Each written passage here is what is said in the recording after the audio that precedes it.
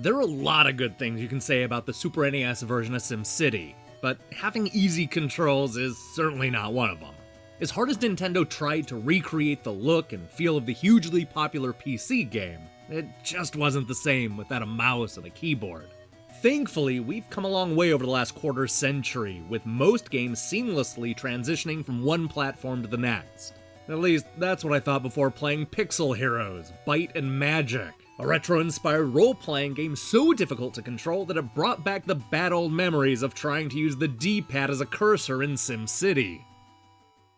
This is a port of an adventure game first released on computers and mobile phones back in 2015. It takes inspiration from old turn-based RPGs, giving us a challenging roguelike full of 8-bit bad guys and punishing bosses. As a fan of old-school games and turn-based combat, I went into Pixel Heroes ready to lose myself to the delicious nostalgia. But this throwback left me cold, constantly frustrated by the difficulty spikes and the terrible gameplay. The idea is to assemble a party of 3 characters, each bringing an attribute that'll help keep everybody alive as they fight through the various dungeons. After you've hired a crew, it's off to talk to the townspeople and take on quests. Here you'll be asked to travel across the map to an isolated location full of monsters. You want to fight through all 8 levels, defeat the boss, and then return back to town for another quest. This is the loop you get stuck in until you either complete all the quests or you die trying.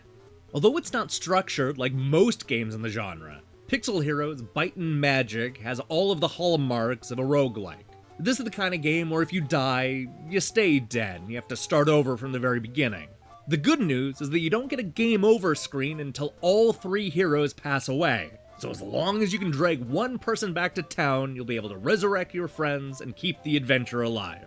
The battles are the very definition of basic, with each hero only given 2 standard attacks and 2 special abilities. We're able to equip a weapon on each hand, allowing the player to choose between a magic sword, a flaming crossbow, and so on. A lot of the special abilities involve attacking multiple enemies at the same time, or healing a party member. The player and the enemy will alternate turns, with the only catch being that you can't use the same character multiple times in a row.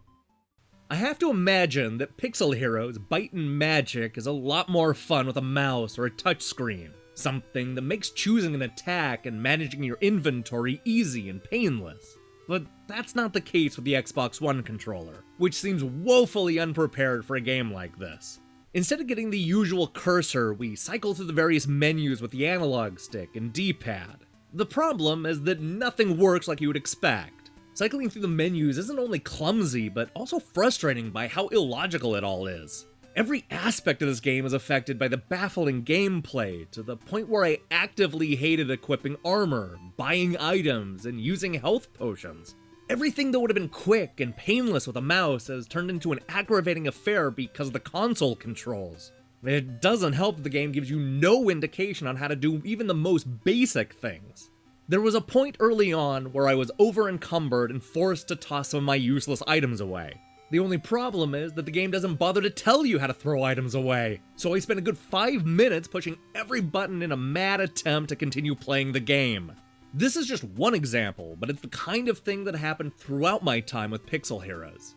Hell, it took me multiple deaths before I even realized I could walk throughout the town and buy upgrades. This is a game in desperate need of an instruction manual.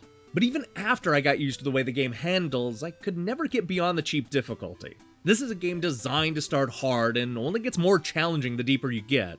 I can certainly respect that, but too much of the challenge feels random. You'll constantly get into situations where you have the wrong equipment or characters, giving you very little recourse beyond dying. Whether you like it or not, you're always being pushed forward, which makes getting into a deadly situation likely. The limited amount of attacks makes it nearly impossible to plan for certain types of enemies, especially if 1 or 2 of your heroes have been killed already.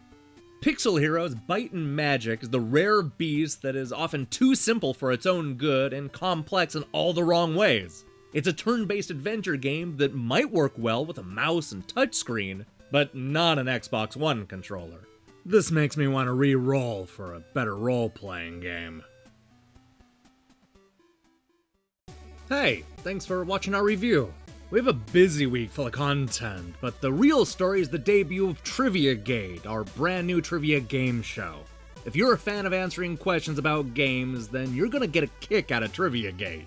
We're also gonna be taking a good long look at Rock Band Rival's brand new online mode, which has some major issues. We have a packed schedule, so I recommend you click the subscribe button and support what we're doing here. Until then.